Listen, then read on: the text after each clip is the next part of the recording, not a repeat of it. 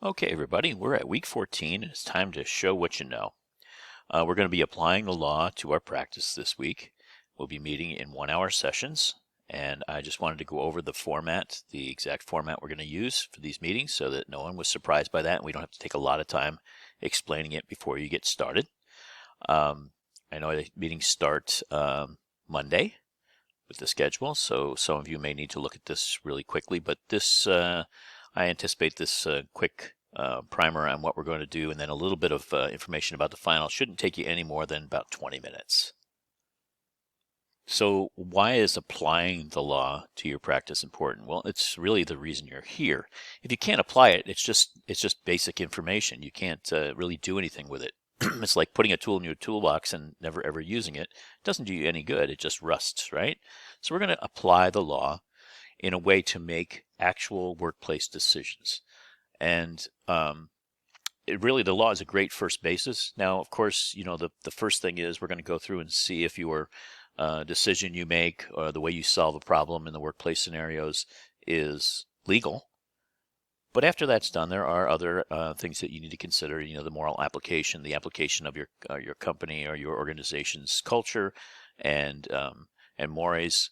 All those things come into to play. But from our perspective, we are only going to consider the law as a basis for making the decision. So what we're going to do is we're going to look at scenarios, and then you're going to decide whether the law says you should do one thing or another. Then after that, if you were in a real organization, then you would go back and say, even though the law says that we can do this, should we do it, and must we do it? And then after we get the information we need from the law, the group discussion is going to aid in decision making. As you know, that groups make better decisions really than individuals do. Sometimes there are some problems with the speed of decision and some group think and things like that. But for the most part, group decisions are generally better decisions than individual ones, simply because you look at different avenues, you look at different lenses, you look at kind of a diverse population's opinion of a certain problem. Everybody's looking at it from their own individual angle, and they can add then to that discussion. So now some nuts and bolts. What is our process for the next for the 1-hour meetings? Well, I'm going to show a scenario on the screen. It'll be a written scenario. Bill is in the workplace and he feels like he's being discriminated against because of his age, and so he makes a complaint. And you will go and I will talk to the team leader and say, okay, who wants to provide the initial data? The team leader will select that person. If the team leader doesn't want to select, I will, but generally speaking, I think most of you have decided that you're going to be specialists in certain areas of the law. And that's where you've concentrated your preparation and your study, which is cool. So I will ask the team leader who would be best to be first chair on that scenario. That's the person for that scenario who will be the go-getter, okay? That person will then go look for data, cases, administrative laws, other references that they should have readily available in front of them, and tell me what types of references they would use to help make the decision on this. So in the case of the age discrimination, it may be the Civil Rights Act of 1964, and they would need to tell me what that says about age discrimination. Then the rest of the team, after I'm satisfied they've given me enough information, then I will ask the rest of the team if they have any other data, cases, administrative laws, references that they also want to throw in to be considered. There could be more. The person could have missed one. And you have the opportunity to say, yeah, we also should consider this, this, this, and that.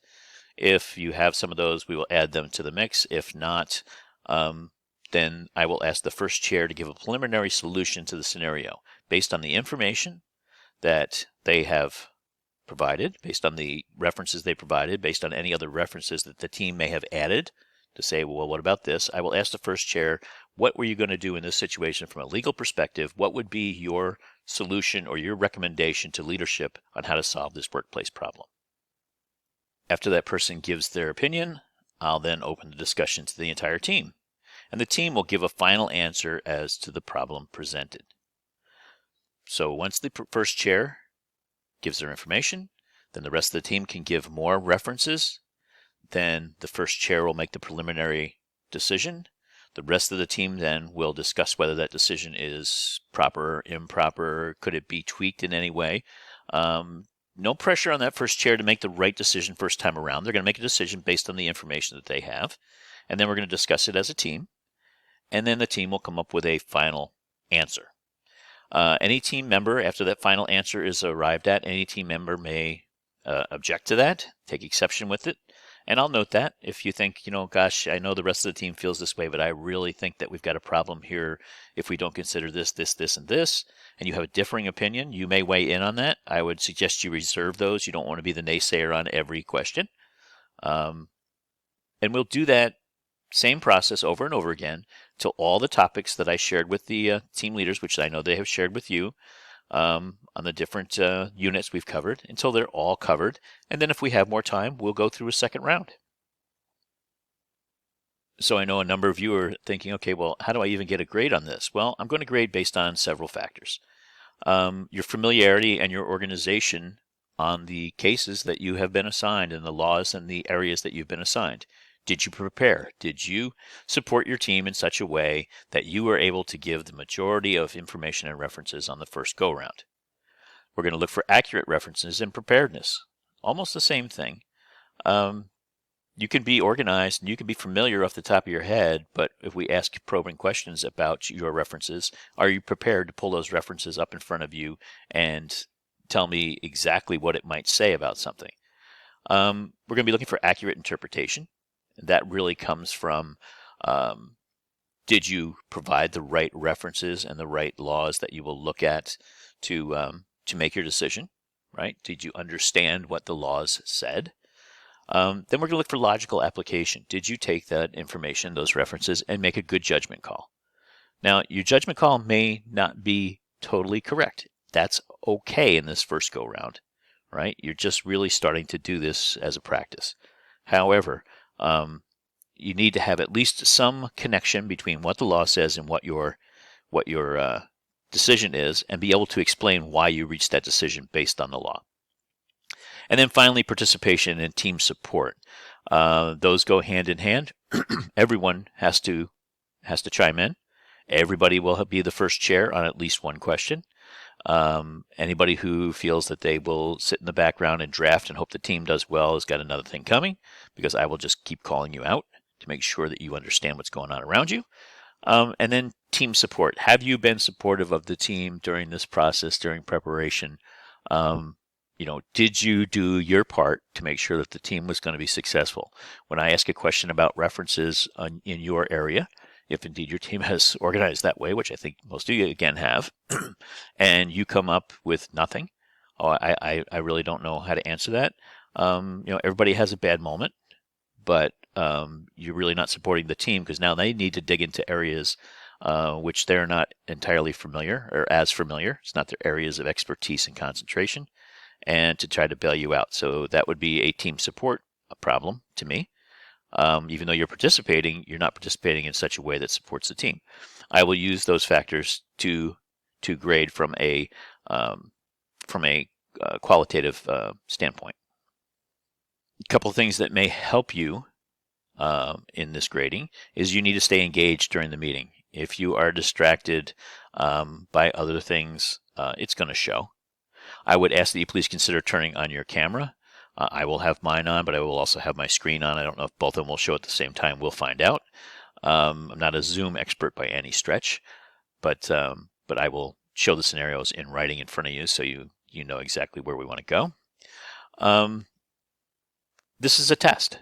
This is a graded examination of your ability to apply the law to your practice, which means academic integrity is your responsibility.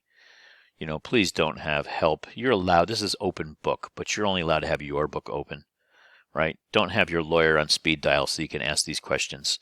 You can certainly use other references. If you've got a second computer and you want to pop stuff up in front of you, that's perfectly allowed. But don't do anything that would impact academic integrity, because you will get caught, and that's a very bad way to go. And if you don't know, if I ask a question and you simply don't know, if you're about to go down that rabbit hole of I think I can fake it, I would suggest you don't do that, because I'm just going to ask more questions of you until you get down that hole so far you can't get out. Don't take that to, that I'm trying to scare you. If you don't know, just say, I'm not really sure about that. I don't think I have any references to that.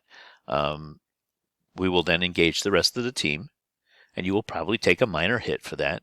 But if you try to fake it and you try to cite laws that don't exist or use references that don't at all apply because you're not prepared, it's just going to go bad. So if you don't know, just say, I don't know. I need some help on that. A couple of hints during these meetings. Be cordial and respectful to each other. Your teammates' responses to you mean a lot, and vice versa. How you respond to teammates means a lot. This is an exercise in knowledge and organization and application, but also in collaboration, right? When you get put on a team, you need to make certain sacrifices, and that is you can't always be the smartest person in the room or the person who is always right. And if you try to do that, it will show. Be cordial, respectful of other people's opinions. If they are wrong, don't say, no, you can't do that. You're wrong. Say, I see where you're coming from, or I understand why you might think that, but I believe that we should try it this way, or have we considered this? Cordial and respectful are the 2 words of the day in these meetings. No 1 or 2 members can save a team. So if 1 or 2 people capitalize on the conversation, it's going to hurt the entire team, including those 1 or 2 people. You can't save your team if things start to go south. What you can do is be cordial and respectful and help people through issues with the format that we've talked about, letting them do their thing first, team pitching in, the first chair making the decision, the team discussing the position and then and solution, and then a final answer. But no 1 or 2 people can save the team, so everybody's got to pitch in and participate. So this took all of 12 minutes, and this is the last slide. During the week, in the midweek sometime, if I don't talk to you before then, the final paper parameters will be coming out. It's a reflection paper. Those who have had me before know that it is not a difficult thing to write because it is writing how you feel about things and what you enjoyed and did not enjoy about the course, what you think was done right, what you think could be done better. It will be in APA format. I have provided a sample in the course shelf from a reflection that, or I will provide a sample from a reflection that I wrote last year. I may even write a new one about this course during the week. I've got a little bit of time. I may just even do that myself. But you'll be able to use that paper if you open it up and use it as a template, then at least your formatting will be pretty darn close. I do grade slightly on the formatting because most of you are seniors and we are in a social science. APA is the way we write papers in social sciences, and so you have to be familiar with that. It's a rite of passage. I'm not looking for perfection on your references, but you've got to give it an honest try or you'll take a little bit of ding for that. It's not a long paper. It's about 2.5 to 3 pages, double-spaced.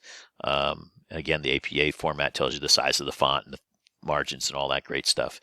But I will post a sample so that those of you who have not experienced that in the past, which I think most of you have, but if you haven't, you'll have a way to go.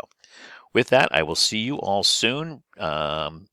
Make sure you understand the things I talked about in the beginning of this short lecture, if you will, so that we can hit the ground running when we hop on our calls this week. Good luck to everybody. Look forward to being impressed by all your knowledge and preparation. Have a great week.